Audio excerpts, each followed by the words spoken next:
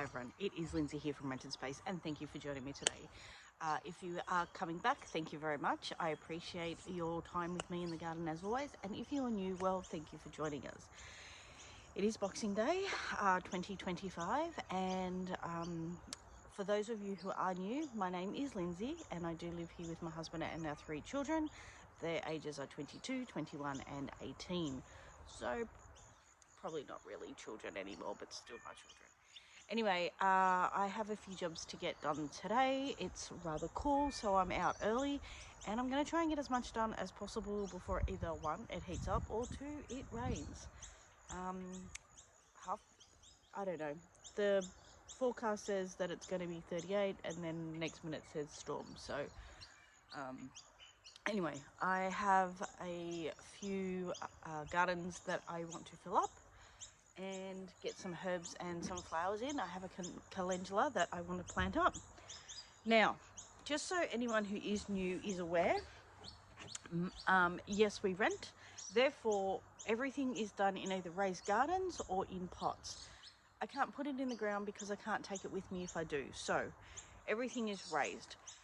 Also, as a renter and saving to buy our own home, or like to buy a home, we are doing everything as absolutely cheap as possible. This means sometimes using items that other people would definitely say is a big no-no. And I understand this and I get that. However, I also do this channel to show people that they can do a garden on as tight a budget as possible. Not everyone already has their own home. Some people are still dreaming of getting there through all different circumstances. And the price, honestly, of houses at the moment is absolutely insane. It's ridiculous. When we first moved to where we are 7 years ago, the average house here was probably $250,000 to $350,000, and for a farm of about 5 acres, you could probably get one between maybe 3 to 500,000 for 5 to even 50 acres. That was the price. COVID hit, obviously, the crazy year of fire, 2019-20. It was fires, floods, and the virus, and the prices here have gone insane. I mean, a lot of places, but here they went from the 450 being a high house to 1.5 being the norm. Ridiculous, absolutely insane. And so where we were possibly close to having a house, it's probably blown us out just a little bit. Anyway, so our thought is that if I can save money in any way I can, I do it. And does it mean that I'm growing in the best vessel possible? Probably not. But I'm growing food at home. I'm saving money by growing it myself. Even if I buy seedlings, I'm still saving money by growing it at home myself. I am getting a healthier food because there's no pesticides or anything on it. It's purely what I give my plants, which is only organic food. So compost that I make at home, seaweed solution. The other thing I do is I do have local cafes and things who also I get coffee grounds from, and I also get often scrap foods from those. And I do tend to get friends and family who give me extra things as well. So some of the things that I use, which probably are against the grain, is I do have a plastic pool, just one of those blue plastic tubs, and I do occasionally put soil in that, and I put lettuces in that because it's low, it's easy, and I can fill it fairly cheaply. And lettuce doesn't need a large depth to grow. Like lettuce can grow in 15 centimeters really. So that's something I can do. I can grow lots of lettuce in one place. I have it there. It's less hassle for me in the fact that if I have to move, I can literally just put that in the back of the car or on the trailer and off I go. I don't lose my plants, I don't lose my soil. I have been bitten by a couple of houses where no worries, you're going to be here for another 12 to 18 months. I've put stuff in the garden because I knew it would grow bigger and better, and then the moment I did it, they've said, no, you need to leave and those plants have to stay. So you lose it. So I'm not going to do that. And here I don't have the infrastructure really anyway. The landlords were nice enough to allow us to build, like give us the material and the soil to build 3 gardens. I have the garden bed at the front, which is a mixed mash of herbs and flowers. And then I have 2 over here, which are in-ground ones. And again, they filled them, so I do use them. But other than that, everything is pots and my off vessels. Now, the ones that I'm talking about mostly that caused probably the biggest issue is tyres. I understand that tyres are rubber. I understand that they're full of chemicals. I do get this. However, I can get tyres for free. Free. It doesn't cost me a cent. They actually are good for plants that perhaps need a little bit more moisture, so I can bulk it up at the bottom with wood in a herbiculture way, and so my beds have like sticks and branches in underneath. Then on top of that, I put lots of compost. I can put really bad soil in the bottom, and I say bad, like not contaminated, I mean like poor soil that's been stripped of most of its nutrients, like maybe from one of my pots. I'm like, okay, it's the end of the season, that soil's pretty, not that I neglect my soil in my pots, I still give them fertilizer, but they're in a pot, it's spent. So I will put that into those, and then I will top it up with really good compost and manure, those kind of things. So the other thing I do is I do fill with local manure that I get. Some places sell it for you know, $2, $3 a bag. Some places it's $4 a bag, and there are a few places around that I can get it for free. So if I can get free, I'm always going to go free, because money's tight, and the whole point of me growing my own food, besides having the freshest, healthiest food, is to save money so that we can buy our own property to then actually do this on a bigger scale. So other things that I will fill them up, and I know that all my soil is in there nice and done. The tyres actually help keep the soil warm, so in winter I can put chilies in there and they stay warmer than they would any other time of the year. Like, they stay warmer because they're in the tyres, and the tyres act as an extra insulation. What else do I use? I use wheelbarrows, old decrepit wheelbarrows that have holes in them, that have gone rusty. I just sand back the rust. I will put down cardboard, and I'll put down 3-4 layers of thick cardboard. Then I will fill with compost and mulch. And again, I put in branches down the bottom because I want that wood to soak up the moisture, so it holds the moisture longer. I often do it in my pots too. I put, you know, chunks of wood that are maybe a bit rotted. So I've gone, because we have a wood fire, so I will go cut wood from trees that have fallen down, and in which place I will get that, and I will, any bits that are too far broken that it's not really going to be much use in the fire, I will keep those and I put them in the bottom of my pots, and that will act like a sponge and soak up the water. So I'm not, in summer for instance, having to water my plants 3 times a day when it's like 38-40 degrees, because I've got that extra wood soaking up the water and holding the moisture in the pot that the plants can then take from. It's working smarter, not harder. Other things, other vessels in my yard are bathtubs. I have 2 bathtubs. I have a pink one and a white one. One is full of my asparagus, and one at the moment has tomatoes and carrots. I have recycled tubs, recycled pots, so they are anything from actual garden beds. I have a few that I've picked up. I had bought one brand new. Actually, I didn't. My husband bought it for me. It was a gift. And then I managed to find 2 more secondhand. So they're $40, between $30 and $40 depending on sales at Bunnings or different plant stores. And then, however, I managed to get 2 off of Buy Swap Sell off Facebook, and I got them, I think, for $15 for 2. The lady had used them. They kind of worked, but she was an older lady, so she was in her late 80s, and she said she got them so that they were raised, but she still had to bend over and they weren't good for her. So she allowed me to take those 2, and then I was lucky enough to go and get another couple off Marketplace, and again, I think I got, so what have I got now, 6. So I must have got another 3, and I think they cost me maybe $10 for the 3. So cheapest tips. What else do I have in my yard that is, recycled washing machine drums and dryer drums. Who knew, right? They've already got holes down the bottom and they've already got wide circle things. They are great.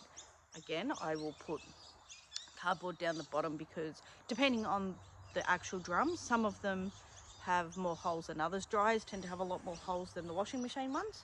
But again, they're going to scrap metal, they're going to be broken down. I'm going to use them because they're free on the side of the road. When you do tip things, and often you can go to the tip shop and you can get them for even $2-3. And so I do that, and they are great. I again put cardboard down the bottom. I'll put, layers of sticks and twigs and broken down trees like stumps, and I'll put that in, and then I fill it with soil and compost. Generally, if I can, if my compost bins, which are all secondhand, by the way, none of them are bought brand new. I've got them all either off of Marketplace, from the local tip shop, or in council pickups. And if they're out there, I just see the person, I say, do you mind if I grab it? They're always like, take it, it's out here anyway. Wonderful. Are they the best of condition? Not always. I have one that's a wheelie one, that's a big drum, and the wheel on it's busted and it's all wobbly, but you know what? I still can drag it around. It's heavy. I might need help occasionally, but it still works. It still composts, and that's what I need it for. Sorry, I just kicked you with my foot. What else do I have around my yard that might be weird? Oh, I have 3 little raised beds that are outie beds, and I got them again off Marketplace, and I got the 3 of them for, I think, $20, $30. I can't remember exactly. It was a while ago now. But they're great too, so I use those. And again, I have slowly filled them with compost, with food scraps, with chicken manure from my chicken coop, with horse poo manure that I've got from neighbours and things, with sticks and mulch. So even when I'm after big storms, we don't have trees on our yard, but I'm surrounded. I'm guessing you can see in the background some of those big gums.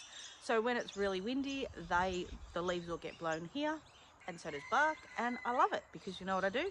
I rake it up and I put it in the bottom of my garden beds, and sometimes it might take me weeks to fill up a garden bed or a new pot, or sometimes like some of my 3 garden beds, it's taken me ages because one, we had so much rain here for ages, I wasn't able to get load of soil in. But also, again, I don't want to do it until I have enough money, enough vessels to be able to use the soil. I don't want to pay all that money in a load of soil for it to be washed away.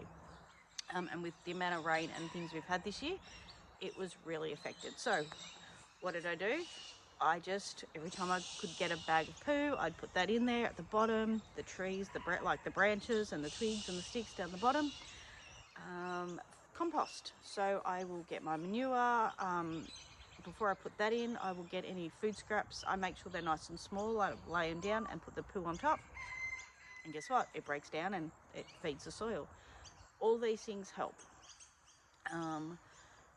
All my fruit and veg scraps go back into my garden, into my compost bins, into my pots. And that way I'm constantly refeeding my plants. What else do I use? Oh, behind me, trestle. So this is wire that was used for part of my chicken coop. So we just had run out of wire at the very end. I managed to get this off the side of the road, again, council pickup. And so I just used it temporarily to finish one small part, which has now been covered. But this it's not super strong, but it's holding up my grapevine behind me, as you can see, and lots of grapes. I don't know if you can really see them, but there is lots of grapes on my grapevine at the moment. So again, using things like that.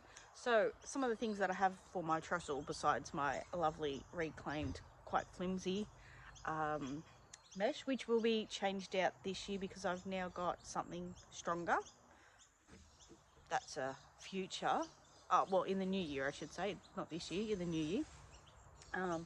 So once once she dies back for her winter, I will cut her back, but I will actually pull this trellis down and put a stronger one up. I have Rio bar. Again, side of the road, Rio bar. It was free. What did I do? I just put it in the back of my car, in the back of the four-wheel drive, in the back of the ute, back of the trailer, whatever I had at the time, and I brought it home. Star pickets. So this property here, when we moved in, only had a fence on one side. All other three sides with no fencing. So the owner said, how about if I come, can you help me to put in fencing? That way you've got a fully enclosed yard, and that way you have the fence. It's a little bit safer. You've got gates. Yeah, that's fine. So we helped the owner put in the fencing and the gates right around the property. The old fence that was on the one side, so that all four fences are done, the old fence had some star pickets. The owner doesn't need them because he already has a lot, but he did say if you can use them in the garden, go for it, and so did the neighbour of the property fence that we shared. So we got those, and I use those as trellises as well, which is why I'm now going to be taking the star pickets out and using taking the Rio bar. I'm going to be taking the Rio bar out and swapping them out with with the star pickets, and then I have metal line. I have some of leftovers from the fencing that I'm going to use. Again, leftovers. I'm going to use that to make a proper trellis for my grapevine, which will actually be a lot healthier than the mesh, but it did the job it needed to do. Okay, so I've done my wheelbarrows, the washing machine, the dry tubs, the bathtubs, just plastic tubs, small plastic tubs. So I'm going to get one to show you. What, $2, $3 from Bunnings? I grow potatoes in those perfectly well, so I'll use them around the house to do different things. I actually have them out in the yard at the moment around because I know I'm expecting rain. I will catch rain water in my tubs, and then on the next hot day I just pour that water into my pots, and then I'm not using my precious tank water. Got to use what you've got. The other thing that I do is when they get busted or broken, or the handles break or they get cracks, I then put holes in them, reuse them. I'm not just going to throw them out. I put holes in the bottom and I use them to do my potatoes. And the best thing is, because they're small and they're light, I can tip them up into my little wheelbarrow that is still used as a wheelbarrow and not as a garden bed. And I tip them up and I get all my potatoes out.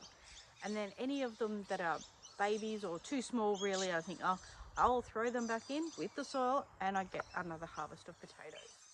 So it is using every single thing that I have, and whatever I can get for cheap or reuse, that's what I do.